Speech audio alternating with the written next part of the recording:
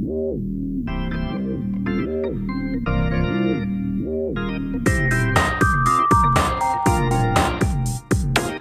to everyone for watching the video version. Now this is a little different. It's we're one man down, so we're only doing 2 cams. But also the cam we usually use for these jokers over here. Yeah. These jokers. I'm a joker. This guy, Joker 1 and Joker 2. Usually we have a different camera, but that camera is now in our new studio that we might just be at for the next episode, which will be in 2 weeks. So it's mounted. Hang tight with us while we work with these ones. But you know, it's all there. It's all good. So that's where you have it. All right. Okay. Better like it. Here we go. In 3, 2. And welcome to CastaBlasta Season 3, Episode 7. My name is Chris. With me here today is John. Say hello, John. Hello. And Jeremy. Hello. Brian is out today. He, well, honestly, I'll just tell you where he's at. He's picketing in front of J.J. Abrams' house, protesting the new Star Trek movie, and could not make it back in time. Who didn't see that coming? He's all by himself. So, so he couldn't join us this week because he's protesting the new movie. But the rest of us are here, and we've got some news. Now, of course, the astute people out there that are aware of date and time, right? You may have noticed we are out a week early. Well, that's not right, actually. We're just making up for a week that we missed. We'll be back to our fortnightly schedule. Yeah. With the next episode of CastaBlasta. So we can talk about all the shows that aren't on anymore. Right. Yep. This episode will probably be a little shorter, but in the next episode, you're going to have a review of Terminator. You're going to have a review of the 24th season finale, because that's happening tonight right now. But we've got plenty of news to cover this week, gentlemen. So should we get right into it? Yeah. Let's start off with some movie news. All right. Okay. All right. Let's start off a little light. Watchmen. The Blu-ray details are coming out. I really enjoyed Watchmen. You guys all liked it. I liked it. Yes. Right. And everybody else liked it for one weekend. I will. Yeah. Exactly. I'll be picking it up. I'll probably be picking it up on Blu-ray when it comes out. So now that we've got details, lay it on me, Jeremy. What do we got for details of the Watchmen? Well, Blu-ray? the big pack, I know the one that all of us are going to be buying, is only, this seemed really cheap to me, $35 for a 2-disc set Blu-ray. It includes a whole crap load of, those behind-the-scenes documentary things. Extra 4 features. or 5 But different what do you ones got have been mentioned. to jazz me? What do you got? There's a director's cut. Okay. Oh, I like director's cuts. Yes. Now, with the Blu-ray version, they haven't released whether you can watch the regular theater release without the director's cut. Oh, okay. It might just be the director's cut. And the director's cut is 25 minutes longer than the theatrical one. Okay. Yes. And I'm pretty sure there's that's a pretty good amount. There's some kind of integrated thing where you can talk about it on Facebook. Yeah, as you watch with other these people, BD Live really features, I freaking hate these. I don't use any of them, and it's all this stupid online crap. The only one it's for people that don't have friends to watch it. Well, okay, but here's one which I thought was kind of cool. The Dark Knight one. Record your own commentary. Yes, that was that one, and then they also had you connect in, and they did a live director's commentary. Oh, that's cool. What's his face that directed it was logged into the audio chat room, and then people could listen. People could listen to him as they watched it, and as he watched it with you. So that's a cool use of BD Live. But this Facebook Connect crap and all this the whole thing was stuff, like, whoa, I didn't remember that. Yeah, I guess actually a lot of it was him commenting about how many times he needs to take a pee and he'd go away for a few minutes. That's awesome. So, but the potential's there.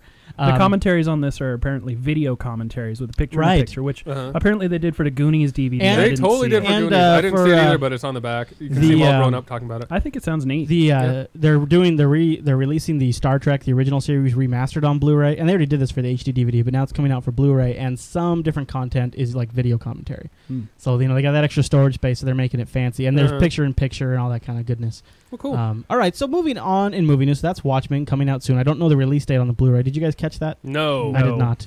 It's coming out soon, though. Details. So the next thing that's kind of on my list... They got to make it come out soon so they can make their money back. Right, because they are hurting. Yeah. We've talked on and off for a bit on the show about a potential movie, a little movie called Thor. Or at least about Thor. Now, there's been some official Thor casting news. Is that right? That's right. Yes. What do you guys got? What do you got? Nikki Finke, who is also Kirk Sr. in the current Star Trek. Oh, you know, he's if you look at him, if you go online and see his picture, and imagine he's kind of a big dude. Wings he's kind of big, and he looks the part. When I read about this, that clicks. I'm like, let's remember what he looks like, because I just remember himself going into that opening sequence in Star Trek was actually really. It was very emotional. I liked the whole. I cried like 6 or 7 times. Yeah, well, of course. Yeah. No, that actually was very well. That was a great way to kick off the movie, and I liked him. Although I mean, when I saw him, I thought he looked more like William Shatner from the original series than Chris Pine did. Yeah, but anyways, so that's actually and maybe a better actor. I didn't know what his name was. Chris Pine did a fine job. What was his name again? Nicky Finky. That's a funny name. You think I'd remember? Kind of a girly first name too, Nicky. All right, so maybe it's pronounced Finky. In Hollywood's continued attempts to destroy my childhood and all of our childhood, we've had a little bit of additional news on the He-Man movie. And this is great. Oh, man. This is great. Well, okay, first of all, it's being rewritten. And the original screenplay that was apparently greenlit was written by Justin Marks, who is his only produced credit to date. Legend of Chun-Li, yes. which got like the worst reviews ever. But did star Kristen Kreuk, who at one time I found attractive. Yes. Yes, she was at one time. She was. That before one the time? snipping. I don't know what that means. So it's been... All right, so what do we got? It's being rewritten. Yeah. New writer. Yes. New lead writer. The guy has no credits. Yeah, the new writer, his name is Evan Daughtry, and he has nothing in his background. But maybe he has a fresh perspective. Let's tell him what his perspective is. Though. Let me tell you what his perspective, and this is direct quoting, it's being re-envisioned as a gritty fantasy that reimagines Adam as a soldier who sets off to find his destiny happening upon the magical world of Eternia. Right. There, Skeletor has raised a technological army bent on eradicating magic. You know what that means? Barely any Orko. Well, he'll probably be killed in the first scene. Right. Which I might find a little cathartic. Yeah. But no, Skeletor was a sorcerer. That was him. He was a magic user. So this is He-Man, and he's maybe it's a self-hate kind of He-Man, and he's in the army. Right. And he's gonna have a military-issued sword, I'm sure. Right. He-Man, the all-American soldier.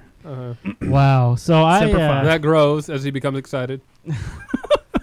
This is not either going to ever happen, or if it does happen, it is going to be a travesty. It'll be bad. You know, it was bad the first time. Yeah. With Dolph Lundgren? Well, the thing is it's there was no Orko in that, was there? No, I don't think so. Unless the Keymaster guy was It's just a Billy stupid Barty? Story, to begin with. Like, it's part of my childhood, and I loved it growing up. It's a great cartoon story. Like Trapjaw. It was just this guy who had, like... It works in the cartoon context. Stinkor, I think that was... I think it works in a cartoon context. I think if you take it outside the cartoon world, I don't think it really has. Yeah. No, it can't. So, I guess... However, if they get somebody really hot to play She-Ra, maybe. I do want to see a live-action Cringer, though. I think, the other problem is like, that it's going to be dumbed down, too, because that's what their big thing is now in all these movies, is they don't want to do PG-13, which is still not quite enough. I mean, everything should be R as far as I'm concerned. Yeah. Well, they did use the word gritty, so maybe. Oh, come on. No way. No way are they going to make a He-Man movie that's rated R. How can you not with half-naked dudes fighting each other? Okay, don't need that. Yeah. Can you just, I'm using the sword and just, cutting people in half? That's just not going to happen. It's not that... It wasn't that kind of cartoon. There's no way. But I'm just saying, that would be one direction you could take it. Just like that sword cuts into guys and, it's the whole blood sprays out of the neck situation. And slow motion. Right. Yeah. Almost Sparta or 300 meets He-Man kind of That's the vision that came to my mind right now. Yeah. I know, but He-Man's just like 300. Right? Yeah. There you have it. So that's never going to happen. Stinkor. All right, Beastman. Let's move on to something that is the more and more I hear about it, Ram Man. The more I hear about it, the more I think it's going to be bad, but it has the potential to be awesome. So let's talk about it. It's Iron Man, and now we've got Iron Man 3 rumors. Yes. Iron Man 3 rumors have started circulating around. What do we got? What's the guy's name? Farron Tahir. He was the captain of the ship. Yeah. That Kirk's dad took over when he left the ship. That's right. He was the one that went over to the mining vessel and got the spear through his chest. Right. He was also the leader of the terrorist cell organization in the first Iron Man. Right. Who was left with kind of an open-ended ending. Yeah. He was maybe I'm okay. Paralyzed. I'm okay with... There's a bunch of gunshots in the background, but that might have just been killing off his cronies. First of all, like the actor. Yes. Yeah. Second of all, it could be cool. But my problem is I'm hearing more and more about Iron Man 2, and I'm getting more and more nervous. Why? Well, I thought a good direction would have gone with the whole Tony Stark alcoholism thing, right? Yeah. Yeah, they're not doing that. They're not doing that because they didn't want to go down that path yet. I think they're still. They haven't written it off totally. Dude. I don't know. I'm just getting a little concerned. Plus, I lament as I drink a beer. I think that Marvel his initial success might have gone to their head a little bit, and I don't know. I'm just a little worried. I'm I'm always worried about sequels, especially when they start piling in the villains. And That's what the other And thing even is. more That's so. the other That's thing. that's always what brings people down. It's that's like, the other thing. we're doing the second one, so there should be more villains, and it just doesn't work out. I mean, no, it's never good. Especially with we know Iron Man's going to be at least a trilogy. So when you're faced with the second movie of a trilogy, you also have doubts about will the story be compelling? Will it be finished? Will it be Now, Jon Favreau has, I believe, he's talked about that very issue, and he said, no, we're not going to water it down with too many villains. But we won't know until we see it. Yeah. Nick in the chat room was asking if we've heard anything regarding the Iron Man 2 budget, which I think I have not. I think we've kicked around some rumors in a couple episodes ago of CastaBlasta, but I don't think we've heard anything official of Iron Man 2. We do know that they were able to afford Gary Shandling, so it must be a huge budget. Huge, right? Yeah. No, but I do know it's less. Like, I know they were talking about how Iron Man 2's budget is less because times are tough and things like that. Right. Even though they just had a crazy summer blockbuster summer, crazy. All right, so so we're talking about Iron Man 3, and we haven't even gotten Iron Man 2 going yet. But it was just something. Well, and that it came should up. be noted that in the interview where Ferran Tahir was asked about it, they were he couldn't confirm anything. It sounded like he had no idea. In fact, I'm nervous, but just like I did with Star Trek, I'm going to be optimistic until I have reason to be otherwise. Because it's got Robert Downey Jr. who was great as Tony Stark. Jon Favreau kind of showed that he respects the series. The thing with that is with Star Trek, along the way, we were kind of hearing little tidbits that kind of gave us Simon Pegg likes it, or Leonard Nimoy's buying off on, or the budget's big. And with Iron Man 2, we're hearing more villains. We're hearing Jon Favreau likes it. Twitter. Yeah, they got Scarlett Johansson in there, right? Yeah. So, they got ScarJo. That's true. So it'll be eye candy. All right. And along these same lines, we should talk about G.I. Joe, the new G.I. Joe trailer that showed up. Well, we talked about it last week. We talked about the ridiculousness of them dodging missiles. We kind of jumped right onto Star Trek, but was there more that you wanted to? Well, I don't know. I guess it's kind of going over what we went last week. I'm just, You're nervous. I'm more than nervous. I am pretty sure it's going to be bad. Yeah, me too. Maybe it'll be fun popcorn, but There's a few things that I already noticed about the trailer, though, that I didn't mention last week. Oh, what's that? The Baroness is freaking hot. Man, she is in every cut in that trailer, and for a good reason. Yeah. Destro, I'm kind of upset that he doesn't have a metal face, though I understand it might have been hard to pull it off. But how do they recognize him? That's Destro. Yeah. The metal face and the big red thing that goes Cobra up. Commander should have half a metal face. I mean, that's how you can tell how evil they are. Yeah. The amount of metal in their face. We haven't seen any mention of Cobra Commander yet. The original idea was for this movie was to be an origin story of Cobra Commander. Oh, really? So I'm curious if they're just kind of glossing over that and showing us the action to get us into the theater. That's always what I wonder. Like, you look at... it doesn't look like good action, though, to me. It doesn't look good. No, a bunch of CGI bouncing around on wires. Look like good. It does not look like something you'd want to focus on. But it does seem to be more and more of a trend, more than ever, at least in my opinion, that some of these movies, they try to... they are making movies for a certain market, and then but they try to appeal to the mass market with a more flashy trailer, which is nothing really new, but it just seems like we've just seen a lot of that. Although there have been a few geeky G.I. Joe fan nods in the trailer. There's the point where Snake Eyes and Storm Shadow meet, and they have the same sword, because remember, they were trained by the same master. Sure. So there was that. There was the...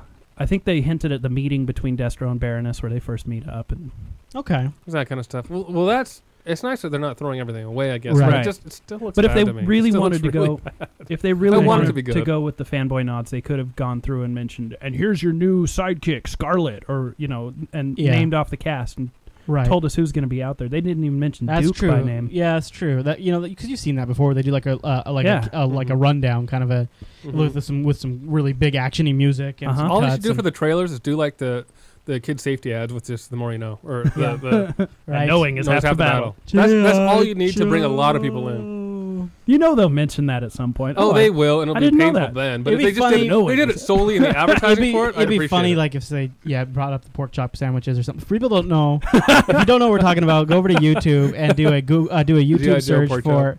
YouTube search for G.I. Joe PSA or G.I. Joe pork chop sandwich, and it's great. Enjoy that. Really good. I wanted to say something just as a fan nod, totally unrelated. I'm sorry I'm bringing it back to Star Trek. I'll promise I won't do this much. But did it bother you in Star Trek when Kirk's doing the Kobayashi Maru, he's eating an apple, kind of obnoxiously? Yes, until I found out why. I just clicked today. Like, I was not doing anything related, not thinking about it at all. I'm like, oh, yeah, that's why. Because in Wrath of Khan, they're down inside that moon, and they're talking about, you cheated on the Kobayashi Maru. He's like, oh, I didn't cheat. I just changed the program, right? And he's eating an apple at that moment when he's talking about it. He's like, I don't believe in the no-win scenario, and takes a bite of an apple. Yeah. So it was actually a good nod when they put him, and I found it obnoxious until I realized. Oh, along those same lines, did you hear? See, I don't know all the history about this. Maybe you do, but I was listening to the radio and they were talking about it. That there might have been a dig at William Shatner in the movie, just when he's listening to Sabotage by the Beastie Boys. Yeah. Because I guess there's a part where Shatner couldn't pronounce sabotage. He couldn't say the word sabotage correctly. Oh, really? Yeah, I don't really know all the details about that. There's it's a pretty famous voiceover recording that went around the internet a while back. So it's Shatner saying a line and saying sabotage. They all say that they really like Shatner and they say they wrote a scene for him, but you never know. You never know. Well, the stepdad on the cell phone is Matt Parkman from Heroes. Yeah, and they even filmed a scene, but he's in all J.J. Abrams stuff. Maybe that'll be on the DVD. It's just interesting. Yeah. Okay, so sorry to sidetrack, but okay, moving on. No, you're not. A little more news here. We've got Drag Me to Hell. This is a Sam Raimi film. And it's a horror movie. We've seen the commercials for it now. And Ain't It Cool says it's good. Mm-hmm. Yeah. And it's being... Yeah, I know. I know. And it's being called... what's it being called, Jeremy? Evil Dead 4. Evil Dead 4. Evil Dead 3. Have you seen that, spirit, Chris? Basically. Have you seen No. Army of Darkness? No. Oh, man. You really need to. Is it good? It's fun. It's classic. Okay. I bet there's probably people streaming right now who are going to make fun of you. For never seen it? For never having seen it. Okay. All right. Everybody understands it's hilarious. One for the Q in the Netflix Queue. Comedy horror. It's like early comedy horror. So it's getting good reviews, although it is by Ain't It Cool, which has wronged us before. With The Ruins. Right. Which we did not like. we hated. And but then again, they were spot on with Star Trek, so I don't know. But and then and it's being labeled. So it sounds like it's being labeled Evil Dead 3.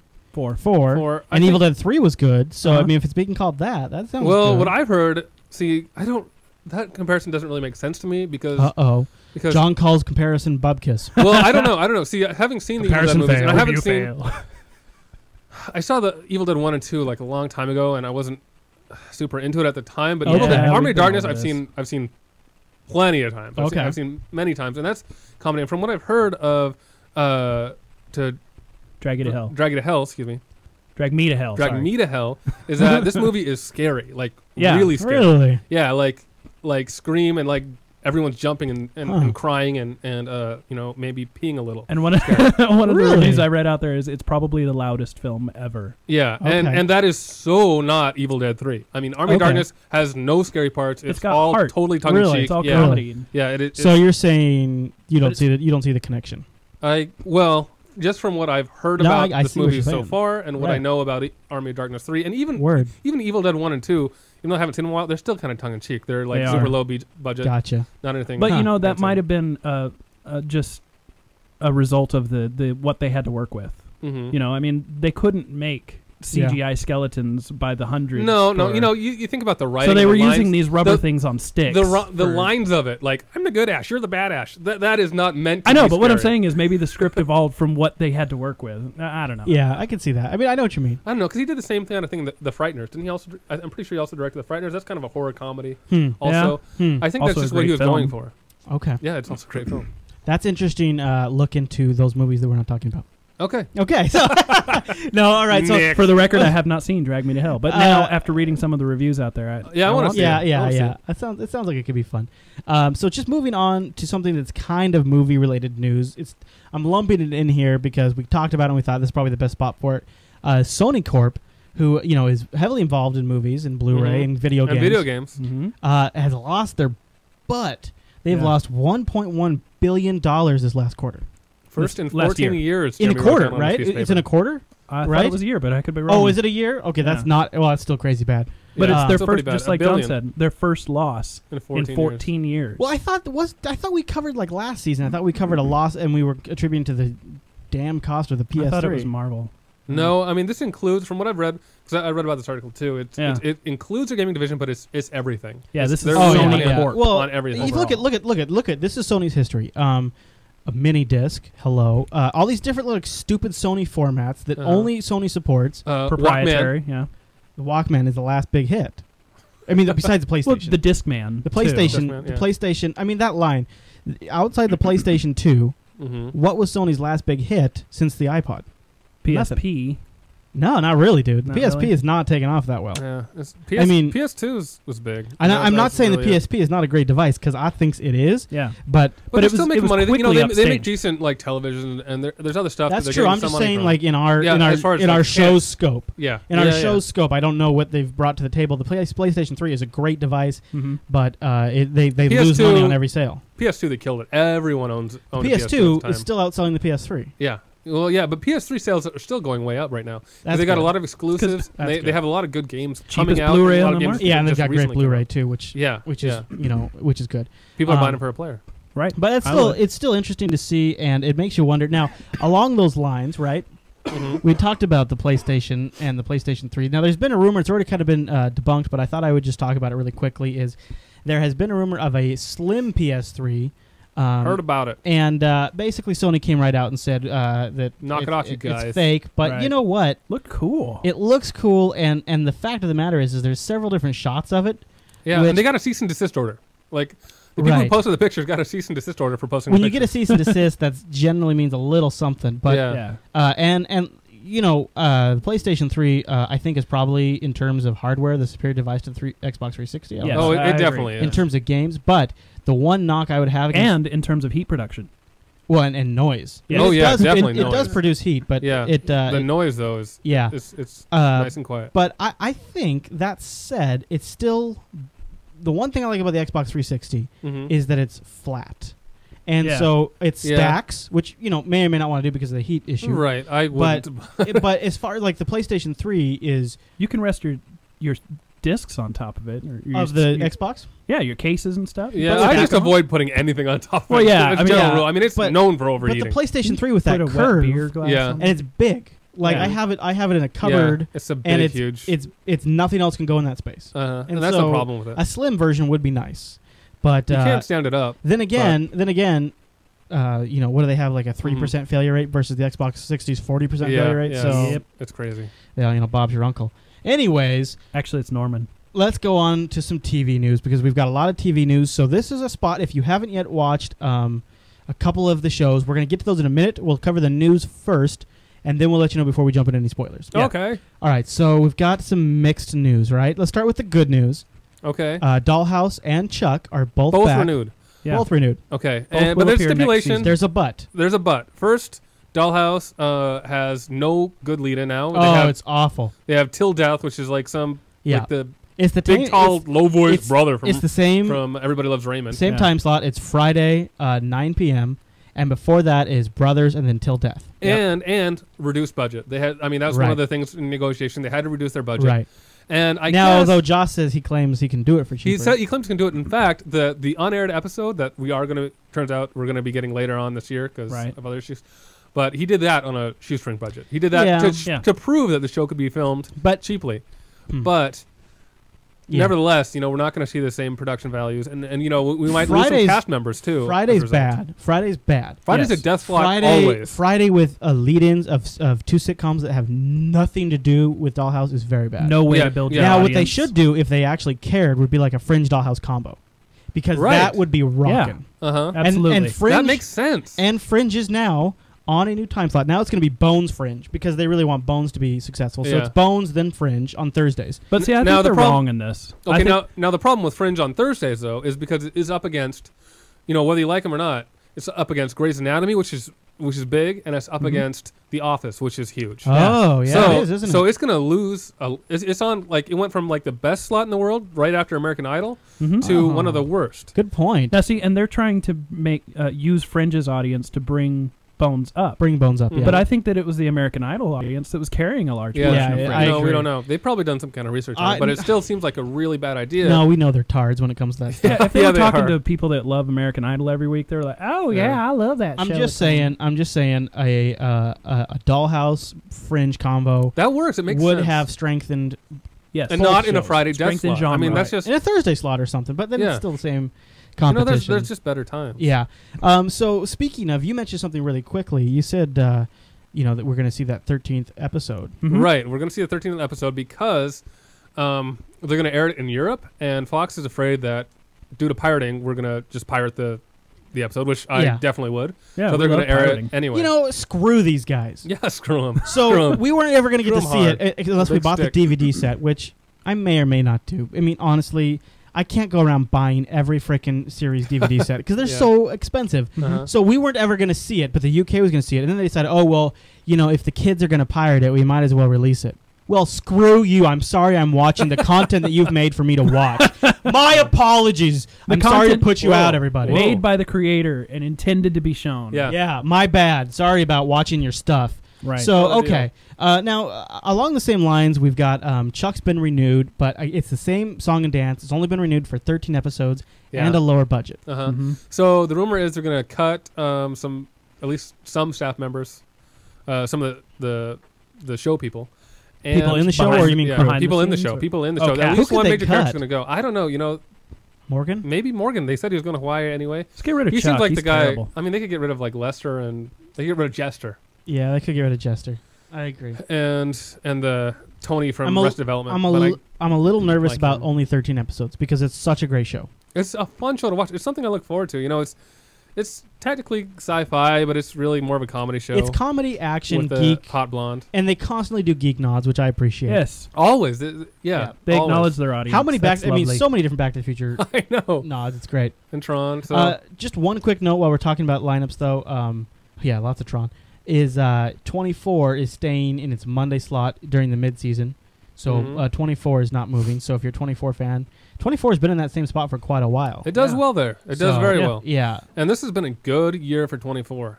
Oh man, I've liked this year. So we'll get to our 24 predictions because we haven't. The season finale is being aired tonight, which we haven't watched yet. We're going to review the season finale of 24 next episode, but we're going to do predictions in a second. But real quick, Terminator: Sarah Connor Chronicles. River Tam has been officially canceled. Yep. She's gone. It was confirmed for a while. You know, it was up in the air. Yeah. We'd heard rumors. Yeah, but we'd heard it was going to. And the Fox exec is like, yeah, we gave it a lot of support and advertising, and it just didn't pull through. Yeah, we gave it a lot of support by putting on the Friday time slot. Yeah. The thing is I really liked those two shows together. It was like, Friday. Oh, cool! There's two really great shows. It's a nice sci-fi chunk, like you're talking about with Fringe and Dollhouse. And there was a time where hot we had action women too. Right, and there was a time where it was BSG was in that mix, and then when BSG ended, it was actually just the right amount because it wasn't too much TV. Right. And so I'm really bummed to see that go, especially with the potential from cross synergization from the movie. But now there are rumors. These are probably pretty unsubstantiated, but there are rumors that there have been talking about straight-to-DVD movies using the cast of Sarah. Oh, yeah, I read that. Straight-to-DVD movies. I find that kind of unlikely. I also read that not only did Fox pass, but Warner Brothers itself is passing on the production end. So I don't know how likely that is. Well, maybe, it's a slim chance, but maybe we'll get a revival if Salvation does well. Yeah. So it's interesting. Wasn't there also rumors before of Sci-Fi picking it up? Yeah, but I don't think Sci-Fi can afford it. Right. I think if you read the Fox exec's statements on this, there's a line in there where he says, we had to kind of choose. He doesn't exactly say this, but I'm paraphrasing. We kind of had to choose between Dollhouse and Sarah Connor Chronicles, and we thought Dollhouse had the stronger chance. Yeah, if you're reading between the lines, that's kind of what I got too. Yeah. Well, I know that they were happy with the later episodes of Dollhouse. The ones that so was I. Yeah. So, yeah. I mean, that's when it got good. So. And I think, although I think the numbers still went down, but I think the word of mouth and the DVD sales is what they're expecting. Well, the really season finale was way down because it aired on Star Trek Friday night. Right. Which has happened Friday night. That's one of the reasons that that's law is because people go see movies. And there was during what's it called when they check the ratings? I'm blanking out on Nielsen.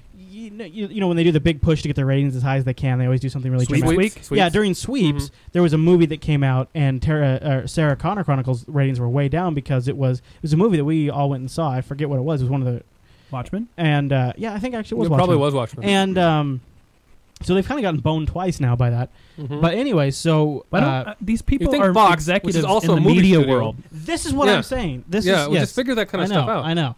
But here's the thing. We're gonna move in. We're gonna move in now to our 24 predictions and our Lost review. If you're super sensitive to 24 and spoilers, Fringe. These are all just hypotheticals. But be warned. Then we're gonna talk about. Lost, and then we're gonna talk about Fringe, and those may or may not contain spoilers. They will. The lost one will, and so will the French one. So Okay. All right, so let's talk about our predictions for 24, which is airing in like an hour from now.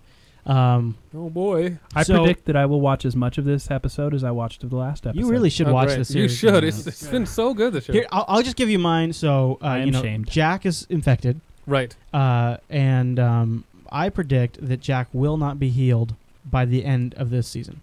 I think you're right, because you know what? I think that would make really interesting season for next year. Yeah, him being kind of loopy, maybe prone to seizures. Right. And the only thing is they're Kim trying to save him. They're bringing Kim back. Yeah. So it might be that she saves him like in the last hour.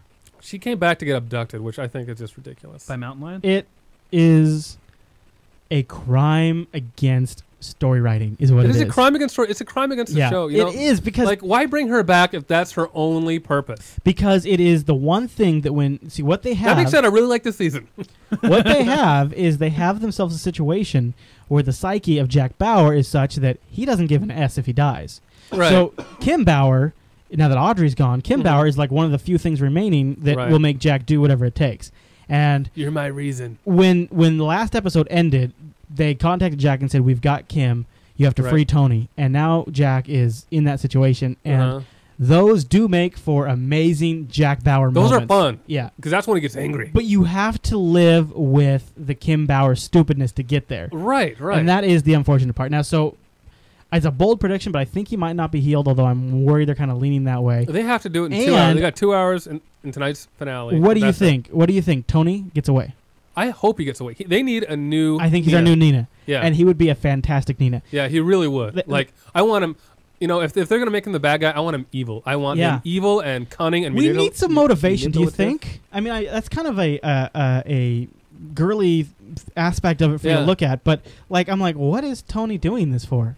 Right. Why? And that's totally the thing. Like, okay, well, they killed his wife, and he's mad at the government for injuries. I mean, honestly, basically, he's Jack gone wrong. Like, he's done a lot of the same stuff that Jack has done, and he's been called on it and gotten in trouble. My question is, maybe my question shouldn't be why is Tony going bad? Why is Jack still good? Because I mean, after both these guys have gotten the royal bone from the U.S. government. Yeah, I mean, I guess that's Tony's motivation right there. But I don't know. Jack's just more altruistic. Jack, I guess he's a patriot. He's more of a patriot. So I think either way, it's going to be a great season finale. Okay, so my thing is if he's bad, I want him bad. I want him Nina bad, because so far they have not been able to eclipse Nina as the villain yet. Right. I mean, he did kill his wife. Yeah. So that's pretty bad. That's pretty awesome. Yeah. Unless Tony, but just like the looks, just like the little looks that he give Nina. What if Tony killed Jack's daughter? I would love that. I would love that so much. Would be crazy. Didn't you guys say before? I would love for that to happen. Well, yeah. I mean, they could still get so he gets her blood, and then they could do. Their thing is they always tie it to political stuff, and they don't necessarily have to. They could just really make it a revenge story for 24 hours trying to find Tony. Yeah. Maybe Tony's doing some other stuff, trying to blow someone up, whatever. Yeah. But just like a revenge story where he's like, I don't care if you blow stuff up, I'm going to kill you. Right. Yeah. And that would be you took my daughter. Now, see, if he kills Kim Bauer, then his motivation doesn't. You don't have to have the Kim motivating factor. You just have to have the Tony still alive, and I got to get that sucker motivation. Right. And that could be really good. It could be really good. That could be really good. The only problem is they kind of set it up already. See, here's why I don't think that's going to happen, because they've already set Kim to be like the only way that he can survive. Yeah. Like, well, I just happen to be two thoughts on that is they could still find a way to get Kim's blood. One. Right. Like they could take it out, like they could find her body and take it or something like that. Or Jack gets to her, they do the healing thing, and then she gets kidnapped again. They've always done that kind of thing. What if Tony kills her and then sends her blood to Jack? I don't think so. See, I kind of like the dynamic that you're talking about, but the show's not that kind of show. Yeah. All right. But I also wonder if Jack's grandchild. I mean, he would never take blood from a baby, but that's still there. Yeah, right? Yeah, the kid. Yeah, and they keep bringing up for no reason. That's exactly what I'm thinking. They keep doing the stupid shot to the stupid fiance or whatever he is with the stupid baby. Did you tell him about her, son? Right.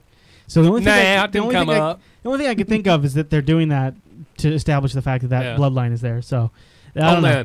Yeah, have Tony kill her. Have Tony kill her, then get away scot-free, he's gone. Yeah. Yeah. Yeah. And just see what Jack does. That'd be crazy. You know, I don't know if they're going to do that, but that is what they should do. That is what they should. If they had the sack, they got the perfect next season. First of all, you know, Alicia Cuthbert, she's off and on if she comes onto the show. It seems like if how her career is going is when she comes in and goes, and then you know it's never good. House of Wax 2. Yeah, yeah, exactly. So that would be Girl pretty, Next Door, wasn't it? that would be pretty epic. All right, so that's our predictions. We'll do the actual review next episode. In due weeks. Finale. But as a whole, it's just been a great season. It has been a great season. If you can catch up, if you can, if you haven't seen it, it really, see, I can't wait. But if you haven't seen any so far, wait till it comes out on DVD and just watch them as marathon a set. That is a way to watch the show. Oh, big time. That is the best way to watch the show. If I didn't have to, watch it, I would do it that way. But I cannot do that. So I have to watch it live. Jack fix. Yeah. I do have to have my Jack fix. All right, so let's move in. Let's talk about Lost. We just had the Lost season finale. This will contain spoilers, so just a warning. Okay. So we had a 2-hour Lost finale, and we're 2 episodes behind talking about it because we didn't talk about it last. We episode. didn't. So a quick catch up. Right. Faraday says, "Hey, guess what? You can change time." Right. Oh, by the way, we're the variables. That huge thing. I changed my mind. Right. Gotcha. Yeah. He's like, yeah. Guess what? We're the variables. I didn't factor in people who are time traveling. So. Oh, that seems like an obviously thing. So guess what I'm going to do? But okay. I'm going to take this hydrogen bomb that I know about, and I'm going to detonate it over the hatch, pretty much, where the energy source is. Why wouldn't you do that? And then he's like, then he dies. What I do. His mom kills him. It's kind of sad. That actually, props to that. Good twist. Yeah, it was nice. Yeah. It's like, you knew I was gonna, all along. It was gonna happen. Well, that was actually a pretty good moment. It was cool. It was cool. So then Jack's like, you know what? Well, I'm going to do this. Right. So then people turn on him, and Sawyer gets captured. So that's pretty much brings us to the finale. Right. So you've got Jack. He's teamed up with Richard and his what's the guy's name? Eloise. Yeah. Eloise Hawkins. And so they go into the temple where they've buried the bomb, and they go get the bomb, and then Saeed breaks out his crazy mad Iraqi H-bomb skills, following the guides by after getting shot. No, he got shot after he got the bomb. Right. Well, okay. Yeah. He got the bomb. Using what's the crazy guy's name that died by his mom? What's his name? Faraday. Using Faraday's notes. And his crazy Iraqi war, training, he's able to pull the center of the H bomb out, and radiation, whatever, and he straps it to his back, and they go a running. They got 2 hours to get there. Turns out, by the way, the entire Dharma Initiative house camp is built on top of these temples that nobody ever noticed. I guess nobody digs there, and so they come out. We don't know how it works. Oh, it's come probably on. Jacob. Come on. No, it's convenient. It's convenient for storytelling. It's ridiculous. Okay. So, one of the great parts of the finale is where I was like, because they're gonna detonate this over the hatch, right? And they finally get everybody's buy-in through like kind of cheesy love triangles. The whole flop where no, I'm going on the sub, I'm coming back off the sub. Yeah. You had Kate change her mind. You had Juliet change her mind. You had Sawyer change her mind. Because of love. The Sawyer-Jack fight scene was a great fight. Oh, that was a good fight. That was a great fight. And I've been waiting for that fight for a while. It needed to happen. And that was the only believable change of mind that I saw. Yeah. That one worked. Here's the thing they're doing in this. Now, I loved this episode. I liked it overall, but there were some motivation things that really bothered me. They rested on a few tricks that really bothered me, like little ghost in the machine going on. Again, they leaned on the Ben. I thought you talked to Jacob. I was lying. Again, because they've established Ben as a liar, they can undo a lot of the stuff they've set up before by just claiming he's lying. And it's okay once or twice, but it's getting old. That didn't bother me so much. I'm just getting started. That was not the thing that bothered me. Well, let me just say that kind of, I think that fits in with Ben's personality because he wants to be special this whole time and he wants to be a leader. But it's also a writer's crutch. And I know that's what they're using it for. Okay, maybe. But it does fit in. I mean, it is the best possible writer's crutch. I think it's an acceptable. I'm not saying it's red matter writer's crutch, but I'm saying it is a... Right, okay. Well, go on. What else bothered you? Here's what bothered me. You realize that's going to get into our everyday conversation. Right, yeah. Okay. Dude, they totally red mattered that. Red matter, whatever. The Lost maneuver. I'm calling it the Lost maneuver. Okay. And that is, here's a box. Open the box, but don't show the viewers what's in the box. Build up something really big, and at the end of the episode, reveal. And I'm like, I'm just tired of this game of that. And I realize it's suspense writing, but it just gets tiring after a while. Right. It just starts to wear me down. Well, look at it this way. It's a question that they offered and answered in the same episode. True, but when they showed the box, I'm like, oh, them. They're going to tease me about that damn box. And that's exactly what they did. Yeah, that is. But I just think it works on me. It works. And you're right, but it works on me. And I figured out what was in that box just before they showed, and I loved it. I mean, I really liked what was in the box. The other thing I'm a little concerned about is, okay, first of all, I like this. So I'm kind of getting the vibe that Richard and a few of the others came from that black pirate ship, that pirate ship. That's maybe. That's kind of the vibe I picked up on, is that Richard ended up on the island from that pirate ship, and then Jacob made him ageless. You're probably right, and I didn't even think about that. Murdered by pirates is good. Right, so I'm thinking along those lines. And then the other thing is, though, is who was the other guy that was on the island with Jacob when he was eating breakfast? And just the devil. That's my concern. Is I really don't want them to go theological. What was the thing that Battlestar Galactica, where everything was controlled by God? Right. Everything was it was the work of God.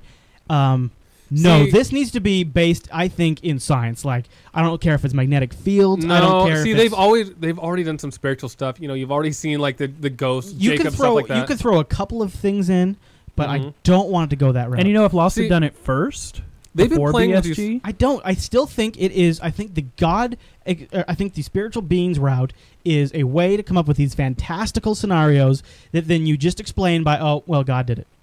And it's the answer all button. Okay. Oh, that was hard. God did it. And you know what? Okay. See, it does that. I don't think that they'll do it too much, but maybe I'm wrong. But they did do it a little bit. You're right. They explained that that's how pretty much Locke survived the fall. And felt it looks like Jacob, just revived him because he was dead. Now here's the thing: if they are beings that have powers and they live at this island because this island has scientific attributes about it, solid. Well, really, Chris, what's the difference? Aliens or something? What's the difference, really? The difference is if it is God and the devil, and this island just happens to be where they chillakalak because it has some stuff, that sucks. No, I want them to be beings like that are an extension of the island. You see what I'm saying? Yeah. I want that. I don't want God and Satan are in our time now, and this island's their pad. Well, here's an argument that it is God and the devil that the people have been talking about. Okay, first of all, they've been kind of playing with these themes like good and evil throughout the whole show. Right. I mean, even at the beginning, you see Walt and Locke playing backgammon, the white and black, and just that throughout everything. Okay. I mean, and that's they didn't have the whole show written then. They didn't know the whole plot, but they've been playing with that theme the whole time. They've also been playing with the theme that the island is either heaven or hell or a purgatory, on and off. Not just seasons. I don't know if they've been playing with that theme, but people have been thinking I think the purgatory thing has been kind of more fan driven, but there's some arguments to support that. Mm-hmm. Okay, and then the other argument that Jacob is God or some kind of thing is when they say what lies in the beneath the shadow or in the statue's shadow. Right. He says something in Latin. Richard says something in Latin. Right. What he says is, it's in Latin and it's translated to either "He who will protect us" or "He who will save us all." So that kind of leads Superman. to a god or supernatural thing. You don't know, but that's kind of where that leads to be going. But do you see what I'm saying about how going that route is like a cop out? I see why you're saying that, but it could still be done well. I would rather see real. I mean, first of all, if at the level that these guys are playing at, they're doing professional television writing and directing on one of the nation's largest and around the world networks. It seems like it's lazy. Well, yeah, I could see why you would say that, because you think that they're just going to say, "Whoops, it was God." We don't know how they're going to do it yet. But it can be done well. I'm feared that that's going. If that it's way. God and the devil and they do it right, then great. Yeah, I don't have a problem with it. It could be done right. If it's done Battlestar Galactica style, then it's a big crap on my face. Well, I don't think the show's been doing Battlestar Galactica style so far. No, so I'm gonna you're right. Give it credit. You're right. There's potential that they're going to get it right, but it was kind of a red flag. I will admit that there's potential that they can screw it up. I think sure. overall they have screwed stuff up before. I think it was that stuff aside, my concerns aside, it was a solid season finale. I liked it a lot. Jacob dies and well, what about me? Ben says to him, and he's like, as if. And he knows that Ben's there to kill him. And he's like, well, what about you, sucker? I think where Ben's at right now is fantastic. Yeah. Ben as a character is fantastic.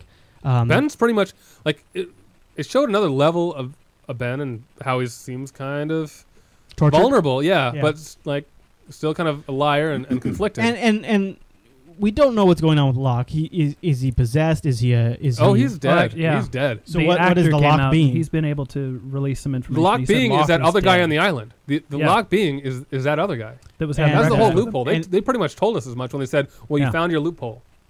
That's how you're gonna kill meant. me. Yeah, when he because he's like, I can't kill you. He's like, well, I'm gonna find a loophole one of these days, and your ass is mine. And then Jacob to Locke later on says, "You found your loophole." Yeah. Okay. Yeah. Okay. No, Locke's dead. He's dead. That's interesting. That's cool. That is cool. See, I didn't get the whole loophole comment, and that was the key piece I was missing there. Because I was gonna say I really like where Locke's been going.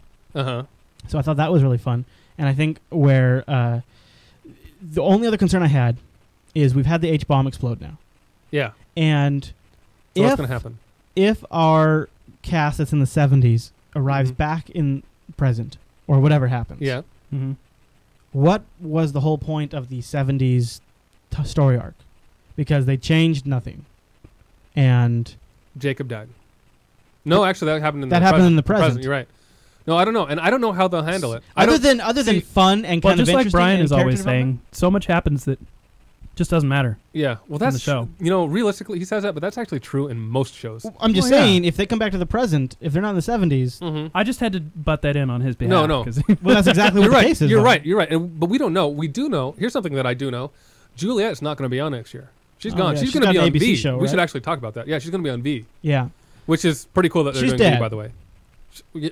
Yeah, she blew herself up. She got the H-bomb to explode. Yeah. We don't know, but not exactly not after the anomaly. So we don't know what's going on exactly. Yeah, but I know that she's not going to be there next year. But there is the potential. What that means though is when you're watching season 5, you have to go. You never know if all this what you're watching is just going to be completely nullified. Right. By the end of this. Yeah. And that kind of sucks. Well, we don't know. Yeah, we don't know. I mean, Lost is. They've had a pretty good history of season opening. Like even if you don't like all of the show, right? Like their season openers and their finales are generally pretty compelling. I think what this season has done is a lot of nods and throwbacks to the little stuff that came up throughout the series so far, and it kind of gave a reason for it. Right. So I guess I shouldn't say throw it all away because they always have a way to tie things back in. But I'm just saying right now we have the potential for everything to be explained by really powerful omniscient beings, and we have the potential for the whole 70s storyline to be thrown away. Two kind of suck factors, but nonetheless, still fun to watch. Still, it's all about the good finale. Yeah. So I just want to mention before we move on to Fringe, just really quickly, Smallville just wrapped up its season. Right. I heard about the ending. And it was basically a Jimmy Olsen blues. It was they kind of explain why Jimmy Olsen was the same age as the rest of the cast. So that kind of gets answered. And then because he's supposed to be considerably younger than Lois and Clark. And then the other thing that they do is you kind of get a battle between Doomsday and Clark Kent. Yeah. And it's a quick battle, but it's not bad. And then they move on, and it's kind of left hanging, kind of open. They are having another season, so there you have it. What I read about this whole season of Smallville, and I haven't watched it for years, I admit, but that it started off really strong and different, and then it just kind of fell back in the same old routine. It did. About midway through, it kind of fell through, and it did start out really solid. Well, this was supposed to be the season where he became basically Superman, right? He's the red-blue blur. Right. So he's not Superman, but he's starting to develop a second identity. Jimmy Olsen dies.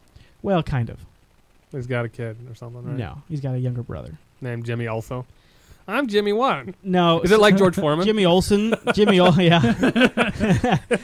Olsen's real first name was Henry. Okay. In the one that died. It was Henry Jimmy Olsen. Henry James. Yeah, Henry James. Yeah. Okay, so one was Henry James Olsen and one Jeremy, you James like bad TV. You should be watching Smallville. I'm distracted. Yeah. No, it's not on Hulu. I don't have that's true. I don't have cable. Yeah, all right. Sorry. All right, so let's move on now. I have not watched Fringe, but you two gentlemen have, and this has been the Spock episode, right? Yeah, well, the last 2 episodes. Well, yeah. Kind of. I mean, kind of. So you've had 2 episodes of Leonard Nimoy? No. Oh. We had about 20 seconds. Maybe. Well, it was about a minute. It was about a minute of Leonard Nimoy. What? It's not very much. He came in right at the end. Yeah. Right. It's totally at the end. Dramatic, but all cool like, though? Kind of. Kind of. It was almost more like, hey, I'm Leonard Nimoy. Isn't this awesome? No. I've watched every episode. Yeah. And of the season, and they have not all been good. Like, it's been painful. Sometimes I didn't really know why I was doing it, but then I caught an episode I liked. Right. And then I caught a few more that were painful. Right.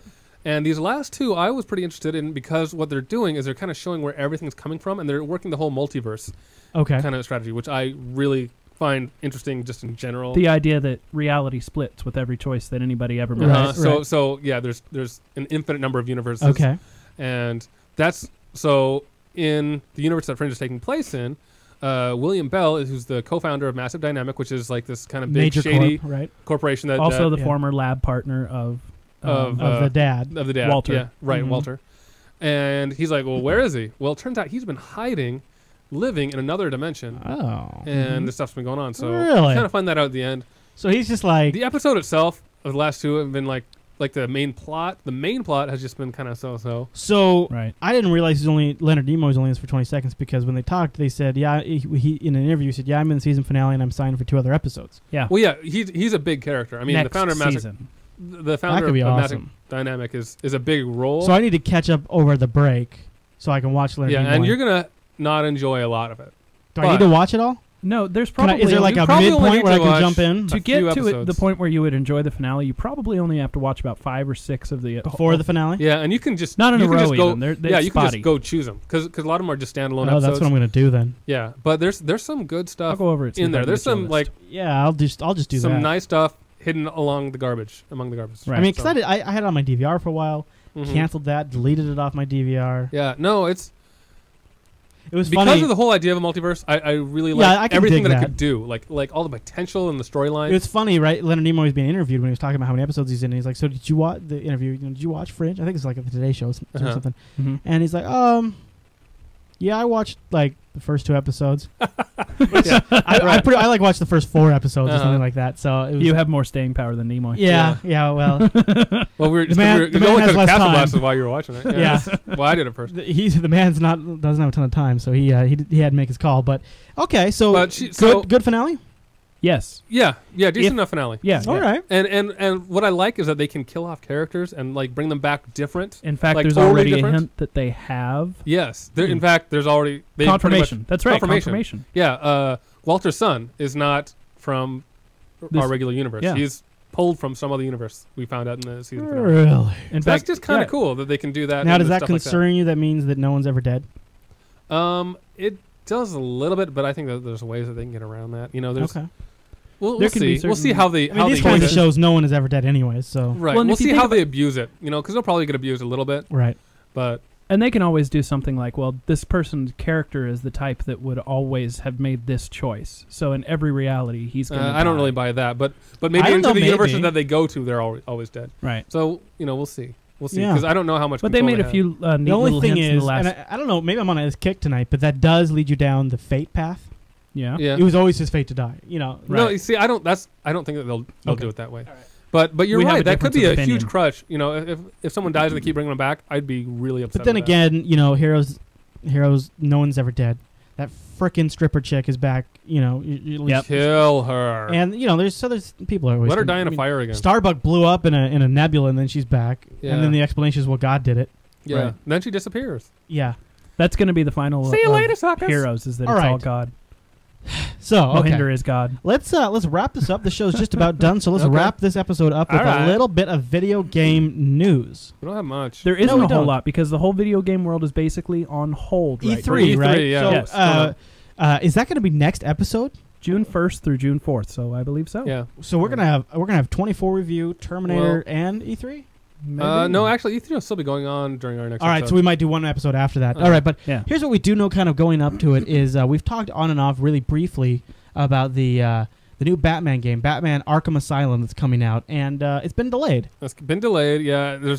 Which is interesting because there's so much positive buzz about it. It was supposed to come out at the beginning of the summer, right? And now it's been delayed to the fall? I think that's right. Yeah. And I think probably part of the reason is, actually see this as a good sign, is that because of all the positive buzz, they're probably just really trying to work everything right. I think great. Good on them. Yeah. Get it wrapped up. Get it right. How wicked would it be to have a super great Batman game?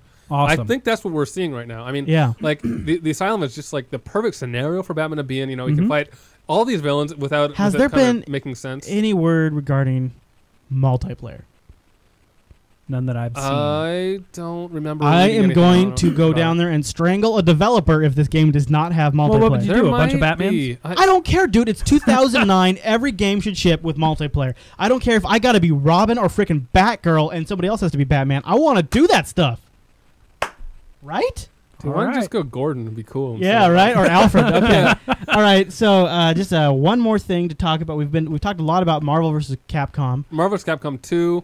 Right. But there's a PlayStation demo out now on the PlayStation Network. It's coming out for both the Xbox right. and the PS3. But this is a game that people loved. It was out for the Dreamcast, and I had it. I played with my friends all the time on it. It was one of the reasons to get a Dreamcast. It really was. It was that good of a game. It's very well balanced. You can just be everybody. I think there's like funny thing about the Dreamcast, characters, something like that. Funny thing, somebody in the CastaBlasta section of our forum at JupiterColony.com, he mentioned, he linked, I think it was Think Geek, who is selling new Dreamcasts. I saw that for like $99. That's hilarious. But so if you want to play it and you have a PlayStation 3, you can get it now. Demo's supposed to come out later for the 360, I think. I think, I don't know. The 360 always has a demo for their arcade games. I think that's part of the rules. All right. But so let's talk about, are we done with that one? We got it? Yeah, I'm just looking forward to it. I think it comes out in a couple months. All right. So, Duke Nukem Forever got nuked. It's not so forever. It got nuked. For never. For never. So Duke Nukem for never. 3D Realms, which is the studio that was developing... Bankrupt. They went bankrupt. Well, kind of. Here's the deal. Okay, I was just reading about this today. They were in some kind of deal with Take-Two Studios. Right. And, they were helping finance it, and there were all these things. And then Take-Two pretty much, kind of changed the stipulations, and they wanted all these things that were totally unreasonable. Right. I heard about this. Well, totally unreasonable from at least 3D Realms' point of view. Right. There's no guarantees that they'd be making money on it, pretty much. So they're like, well, we can't really do that. So Take-Two withdrew the funding. 3D Realms had to fire their development staff just for Duke Nukem. They're still in business. They're still around. I thought they're like broke. Yeah, no. From what I understand, they're still around, but they had to lay off probably more people than that. But at least they had to at least lay off their Duke Nukem guys. Take-Two is now suing 3D Realms because they want to own they obviously just want to own Duke Nukem because there's people have been waiting so long for this game. It's been 10 years. And there's been longer than that. There's new demo footage that 3D Realms was showing people. Yeah, and it looks great. It does. It does look great. So, and they're always funny and I just don't know what the heck to think about this game. You know what? It's just the game cannot be as good as the way it has been. It's the definition of vaporware at this point. But you know what I mean? Like at this point, the game cannot be as good as the way it was for it. No, right. There's no way. It's a lose-lose. And maybe it's going to be horrible. Maybe you're going to get a Kingdom of the Crystal Skull. Oh, I wanted to mention. Speaking of multiplayer, BioShock 2 multiplayer. Yeah. And they swear it will not take away from the single player game. They say it will. There's a whole different kind of story that makes sense with it. So I'm excited about that. Yes. I did not finish BioShock despite loving it because I'm a social gamer. I love the game so much. I've said this many times. What's really important to me, more even than play style, is the story. I want them to get the story right. We covered last episode the BioShock the movie's been shut down, right? Delayed, yeah, shut down. All right, so then we have a game trailer for BioWare's new MMO, and it's called Star Wars: The Old Republic. And so these guys, BioWare, makers of Mass Effect, they have made other Star Wars games. Knights of the Old Republic, that's probably the biggest one, right? Right, one or two, yeah.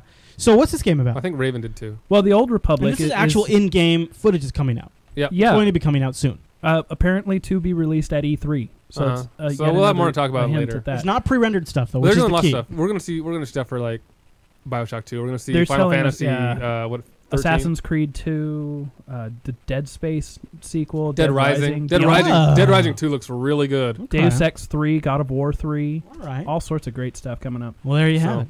But BioWare MMO, I'm really looking forward to. We'll try and talk about this, I guess, 2 shows from now. 2 shows from now, probably, yeah. Depending on what's come out at that point. Yeah. Right. So, if you're stuck around the show for this long, you're probably a hardcore geek. And I'll just give a quick follow-up. We talked a lot about Star Trek last week. 2 quick topics I wanted to cover. One, I just got the Blu-ray box set for the first 6 movies, the original series movies. Mm-hmm. Blu-ray, it includes 7 discs, 6 of the movies, and then a captain's roundtable discussion thing, which is meh. Oh, really? It's meh. I heard it was good. It's all right. It's interesting.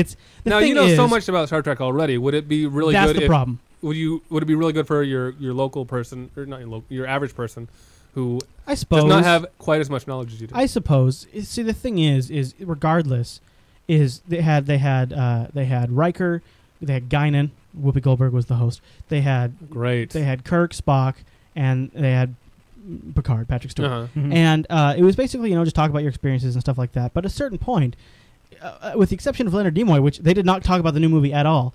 Some of these actors have been out of Star Trek for 10, 20 years almost now. I mean, last time Shatner was in a movie was in 94, 96. It was in 96 last time he was in a movie. So it's been a long time. So they don't have anything new to talk about Star Trek. So if you followed it even kind of loosely in different interviews, you already know everything they're going to say. Right. But that said, it's still fun. The quality-wise, I only watched Wrath of Khan. It looked amazing, but then again, I watched it on the PlayStation 3, and the PlayStation 3 does great standard DVD upscaling. And wait, so you already own Wrath of Khan? Yeah. Oh. And there's a new commentary with on Wrath of Khan's the only one I've watched. And the new commentary is with Nicholas Meyer, the director of Wrath of Khan and of Star Trek 6. Yeah. And with one of the writer-producers from Enterprise. And so far, I would say the commentary is not so hot. Really? Well, for one, Nicholas Meyer's done 2 different other commentaries for Wrath of Khan, so he's only got so much to say. Right. And then the writer guy is just kind of bubbling. Does he reference his other he see commentary out, one? No, he actually did it one time. Nicholas did. He's like, well, as I talked about in the previous commentary. But the writer guy is... already told you this twice before. Is very enthusiastic to be in the same room as Nicholas Meyer because it's him and he's amazing. Wrath of Khan was made like 20 years ago. How boring. 1982, yeah. I mean, it's... Over 20 years. Yeah. 27. So that guy's probably done with that.